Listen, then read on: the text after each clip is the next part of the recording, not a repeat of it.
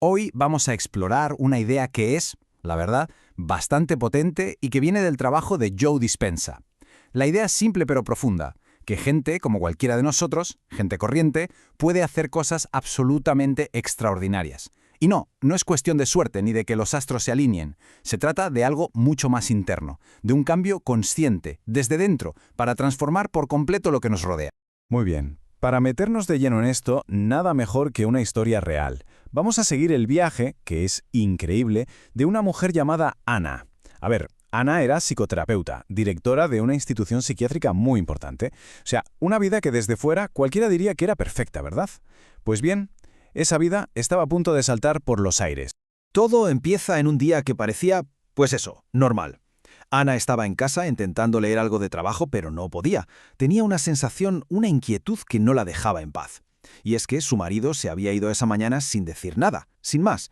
Bueno, sí que se había despedido de los niños, pero con un abrazo, no sé, demasiado intenso, fuera de lo normal.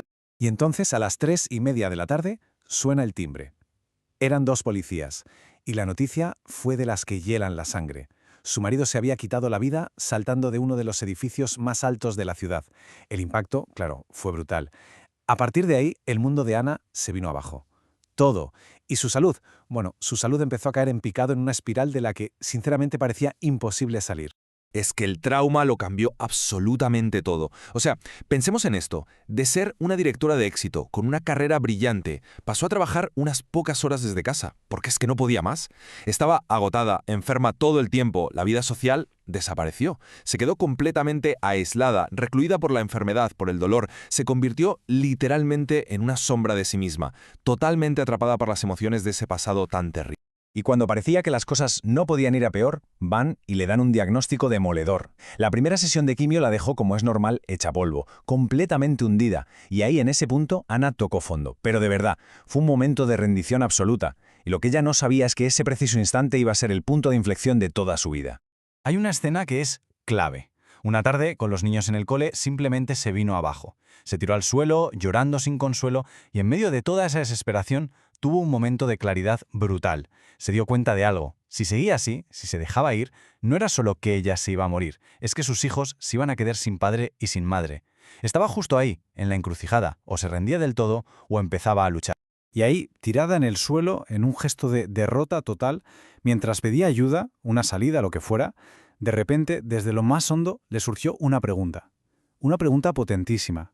Y no era algo racional, ¿eh? No era un pensamiento analítico. Era más bien como una pequeña luz, una posibilidad que empezaba a abrirse paso en mitad de toda esa oscuridad. Y fue justo en ese instante. Tomó una decisión. Pero una decisión de verdad, firme. No fue un, bueno, voy a intentar. No.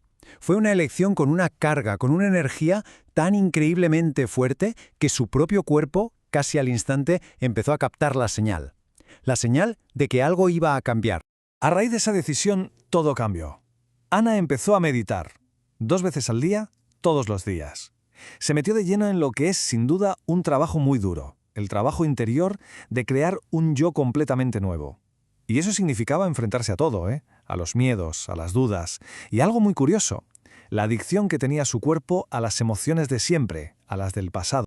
A ver, su proceso se basaba en algo fundamental. Tenía que ir más allá de su cuerpo, de sus hábitos. Tenía que dejar de ser una víctima de sus propias emociones. O sea, decirle basta a que el estrés y el miedo controlaran sus pensamientos. Y en lugar de eso, ¿qué hacía? Pues combinaba dos cosas. Una intención súper clara de cómo quería que fuera su futuro y una emoción elevada. Y con eso, ensayaba. Ensayaba cómo se sentiría esa nueva vida, una y otra vez, hasta que su propia biología empezara a hacerle caso a su nueva mente. Y aquí está la clave de todo, el quid de la cuestión. No bastaba con pensar en un futuro mejor, tenía que sentirlo de verdad, a nivel emocional, antes de que pasara. Al enseñarle a su cuerpo la sensación de esa nueva realidad, usando emociones como la gratitud, la alegría, lo que estaba haciendo era básicamente enviar señales completamente nuevas y potentísimas a sus genes. De hecho, hay un estudio que ilustra esto a la perfección. Es fascinante. Cogieron a un grupo de gente que no sabía tocar el piano y los dividieron. A la mitad se le pidió practicar un ejercicio en el piano, físicamente. A la otra mitad que solo imaginara que lo practicaba, sin tocar ni una tecla. ¿Y el resultado? Pues aquí viene lo bueno. Los escáneres cerebrales mostraron que el cerebro había cambiado de forma casi idéntica en los dos grupos. ¡Alucinante! Demuestra que ensayar algo con la mente puede cambiar el cerebro tanto como hacerlo de verdad. Volviendo a Ana, todo ese trabajo interior, esa persistencia, no solo le cambió la mente, es que produjo una transformación física en su realidad que era radical, o sea, innegable. Y lo más interesante es que su caso no es único. Vamos a ver un par de ejemplos más de cómo este principio funciona en la vida de otras personas. Pues bien, 1 año y medio después de empezar todo este viaje, Ana estaba sana, completamente sana. La enfermedad, que de alguna manera estaba ligada a su antiguo yo, se había esfumado. De hecho, cuando fue a compartir su historia, la primera frase que dijo resume perfectamente el asombro de lo que había vivido. No se va a creer lo que le voy a contar. Y es que claro, para muchos esto es una curación milagrosa, sin más. Pero esto no va solo de salud, ¿eh? Miremos el caso de Hayes, un surfista de los buenos, pero que se había quedado sin trabajo y sin un duro. ¿Qué hizo? Pues aplicó el mismo método. Se puso a meditar cada día, no en el trabajo que quería, sino en cómo se sentiría al tener el trabajo perfecto. Y lo curioso es que no ha hecho ni un currículum, no hizo ni una entrevista.